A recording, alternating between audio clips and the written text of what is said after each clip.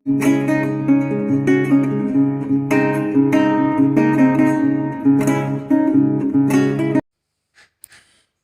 साथियों, स्वागत करता हूँ आपके अपने YouTube चैनल में। तो पंजाब में एंटिटी पोस्टों की वैकेंसीज आई हुई हैं और उनके लिए जो पाठ्यक्रम है, सिलेबस है, उसमें हिंदी व्याकरण के कुछ टॉपिक हैं, उसके ऊपर MCQs लेकर आए हैं। साथियों, एक वीडियो हमने पहले बनाई है, लिंक आपका उसका डिस्क्रिप्शन में मिल जाएगा। इसके अतिरिक्त आप हमारे टेलीग्राम चैनल को ज्वाइन कर सकते हैं और वहाँ पर जाकर हमारे प्रश्न उत्तर जो व्याकरण से संबंधित हैं उसका टेस्ट दे सकते हैं। आपको लाभ पहुँचेगा साथियों। ठीक है, तो वीडियो शुरू करते हैं। तो 10 महत्वपूर्ण प्रश्न होंगे साथियों। 10 महत्वपूर्ण प्रश्न हमने पहले भी आपके साथ साझा किए थे। तो ये 11वां प्रश्न है, साप्ताहिक, अधीन, आवश्यक, आहार, इनमें से कौन सा शब्द युग्म शुद्ध है? ठीक है, तो पहला देख लेते हैं, साप्ताहिक, आहार।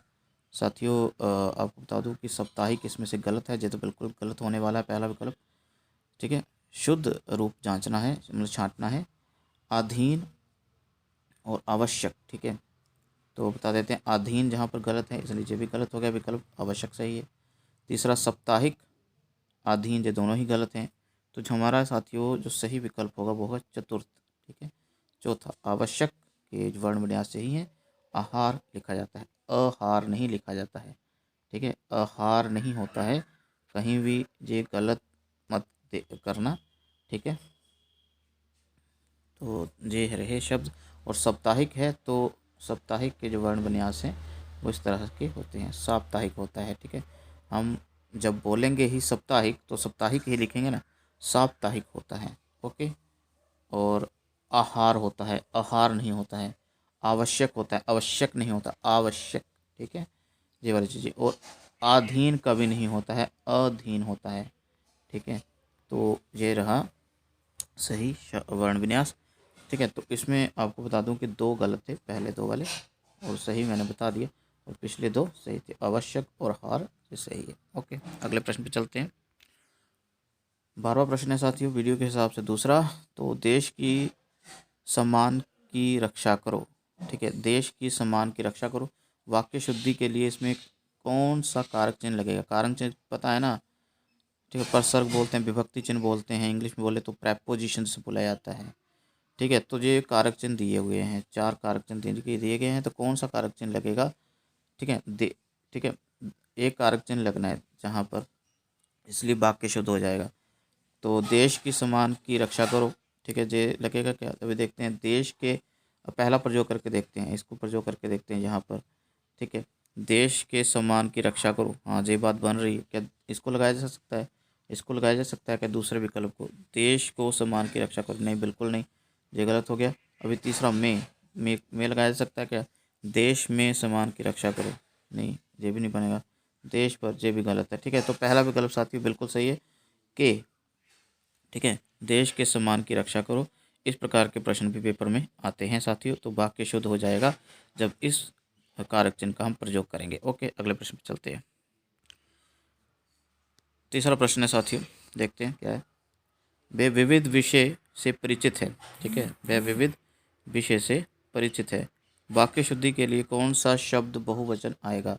वाक्य शुद्ध करना है इसमें भी, तो कौन सा शब्द जो है बहुवचन आएगा, वचन बदलना है मतलब। तो देखते हैं, वे विविध, विविध विविधताओं आएगा, या फिर विषयों आएगा, परिचितों आएगा, या विविधता आएगा? तो साथियों बता देते हैं, जहाँ पर आएगा विषयों।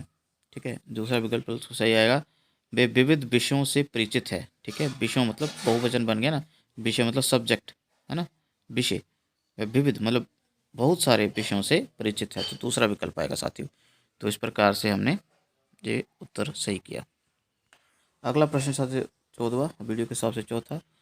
देखिए, इसमें भी कुछ शब्द दिए गए हैं, पूजनीय, ठीक है, प्रभु, गेहूँ, हिंदू, रुई आदि, इनमें से कौन सा शब्द अशुद्ध है? एक शब्द इसमें अशुद्ध है, ऑप्शन पढ़ते हैं, गेहूँ, पूजनीय, ठीक है, यहाँ पर पूज्यनीय लिखा है, ना कि पूजनीय, पूज्यनीय। अगला है रुई, और चौथा है प्रभु। साथियों आपको बता देता हूँ कि इसमें से, इसमें जो अशुद्ध है वो आएगा दूसरा। ठीक है, पूज्य नहीं होता है, पूजनीय होता है। ठीक है, पूजनीय होता है। ठीक है, जे वाला आएगा। ओके, तो गेहूँ भी सही है, प्रभु भी सही है, हिंदू भी सही है और रूई भी सही है। ठीक है, तो जे आप देख लीजिएगा। अगला है प्रश्न साथियों, अत्यंत सुंदर स्त्री, अनेक शब्दों के एक शब्द। ठीक है, तो अत्यंत सुंदर स्त्री, सुंदरी आएगा, रूपसी आएगा, रूपवान आएगा, या फिर सुंदरता। तो साथियों बता देते हैं, रूपसी आएगा। तो साथियों अभी हम पहुंच गए 16वें प्रश्न पर। निम्नलिखित में कौन सा अनेक शब्दों के लिए एक शब्द गलत है? तो 4 विकल्प दिए गए हैं अनेक शब्दों के एक शब्द के, तो एक जो है गलत है इनमें से। पहला देख लेते हैं, अपने बल पर निर्भर रहना। ठीक है, स्वावलंबी होता है, बिल्कुल सही है जी। दूसरा है अचानक हो जाने वाला, एकाएक। ये देख लेते हैं बाद में इसको। एकाएक का मतलब भी वैसे अचानक होता है, लेकिन अभी देखते हैं इसका उत्तर क्या होगा। तीसरा है आदि से अंत तक अध्ययोपात। ठीक है, अध्ययोपात बिल्कुल ये सही है। और चौथा है आगे का विचार करने वाला, अग्रसोची, बिल्कुल सही है जी भी। तो साथ ही दूसरा विकल्प जो है वो गलत है, क्योंकि एकाएक का मतलब साथियों अचानक होता है। ठीक है, अचानक होता है, लेकिन जो सही आएगा जहाँ पर अचानक हो जाने वाला, उसका आएगा आकस्मिक। क्या आएगा साथियों? आकस्मिक आएगा, जी आपने याद रखना है। ओके, आकस्मिक। ठीक है, अगले आगे चलते हैं साथियों।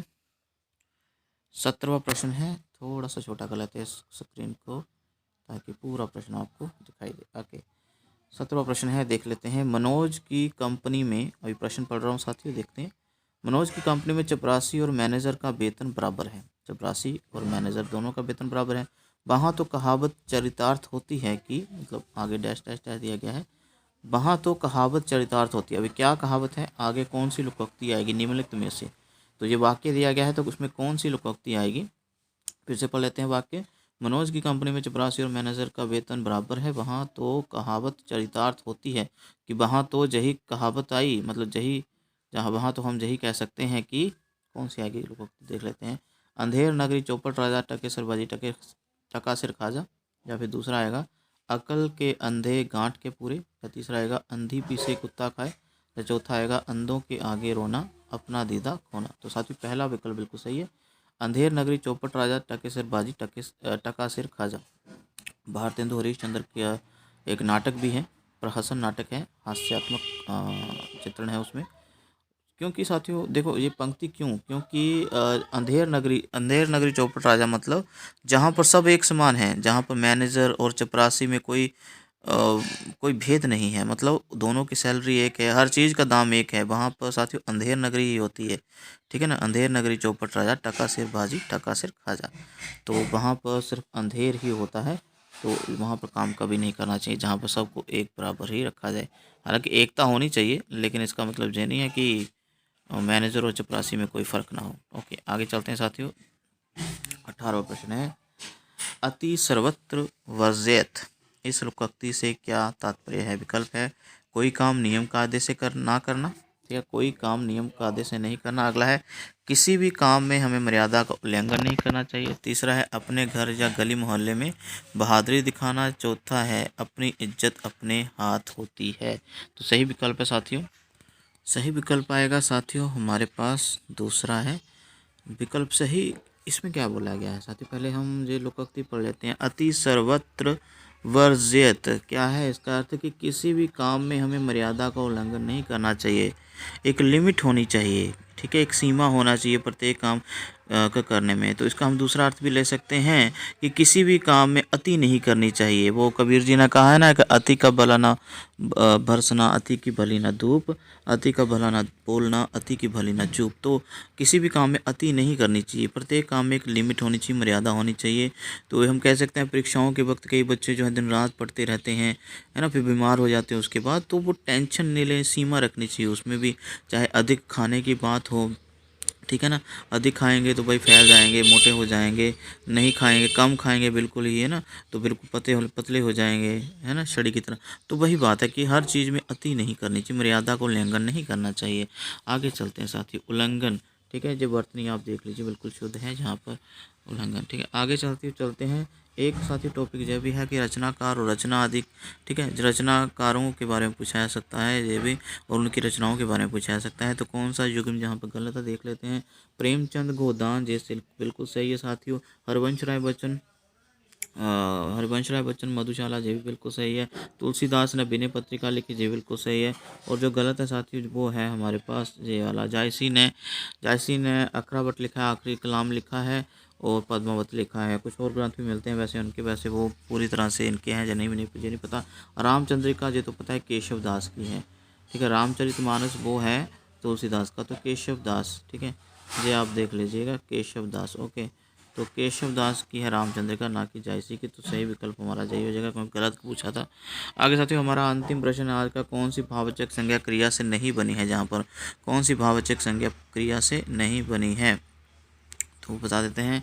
चटोर, पूजन, सिंचाई, खोज, ठीक है। तो वो साथियों बता देते हैं कि पूजा से पूजन बना, पूजा करना एक क्रिया है। सिंचाई मतलब सींचना, ठीक है, उससे सिंचाई बना, भाववाचक संज्ञा बनी। और खोज मतलब खोजना से खोज बना। तो ये तीनों की तीनों भाववाचक संज्ञा क्रियाओं से बनी है, क्रिया से बनी है, वर्ब की फॉर्म से बनी है। लेकिन जो पहला है साथी चटोर मतलब होता है विशेषण, ठीक है। तो चाटना एक क्रिया है और चटोर जहाँ पर बन गया विशेषण, क्या बन गया साथियों, विशेषण है ये, ठीक है। अभी ये विशेषण बन गया है तो ये भाववाचक संज्ञा कैसे हो सकता है, इसलिए बता देता हूँ साथियों। चाटना ये एक क्रिया है लेकिन क्रिया से विशेषण बना है ये, ना कि भाववाचक संज्ञा, ठीक है। ये क्रिया से विशेषण बना है, चटोर विशेषण है यहाँ पर। आगे चलते हैं साथियों, कुछ और मैं हमेशा की तरह जब से प्रश्न लेकर आता हूँ। 20 प्रश्न हो चुके हैं हमारे, और भी बहुत सारे प्रश्न हमारे आ रहे हैं साथियों। एक बात और, मैं हमेशा ये देखता हूँ कि बहुत सारे बच्चे जो हैं गलती करते हैं शब्दों को लिखने में, उनका उच्चारण करने में, ठीक है। तो देखिए जैसे ये शब्द है नमस्कार, मैं भी कई बार ये बोल देता हूँ नमस्कार, ऐसे नहीं बोलना है, हमेशा नमस्कार होता है, ठीक है। नमस्कार नहीं होता है, नमस्कार होता है। जब हम बोलेंगे ही सही तो लिखेंगे भी तो सही ना। तो यहाँ पर देखिए नमस्कार ऐसे होता है, लेकिन जो सही उच्चारण और सही शब्द रूप है वो है नमस्कार। ओके, आगे गृह कार्य अक्सर बच्चे ये गलती कर देते हैं। गृह कार्य नहीं होता है, गृह कार्य होता है। क्या होता है, गृह कार्य होता है। ग के नीचे ऋषि वाला आता है, ऋषि की मात्रा आती है, री की मात्रा आती है, ठीक है। तो गृह कार्य होता है। आगे हंसी, ये शब्द भी बहुत सारे बच्चे गलत कर देते हैं। हंसी, यहाँ पर चंद्र बिंदु आएगा, ठीक है, अनुस्वार नहीं आएगा, अनुनासिक आएगा, चंद्र बिंदु आएगा। ओके, तो ये आपने ध्यान रखना है। तो इस वीडियो में साथियों इतना ही, मिलते हैं अगले वीडियो में। एक और चैनल भी है साथियों हमारा, एक और चैनल मतलब टेलीग्राम चैनल, उसका लिंक आपको डिस्क्रिप्शन में मिल जाएगा। आइए वहाँ पर टेस्ट दीजिए, बिल्कुल निःशुल्क है, वीडियो आपके लिए निःशुल्क बनाई है। तो टेलीग्राम चैनल भी बिल्कुल निःशुल्क है साथियों, वहाँ पर आइए, टेस्ट दीजिए और अपनी ज्ञान में बढ़ोतरी कीजिए। बहुत बहुत धन्यवाद वीडियो पूरी देखने के लिए।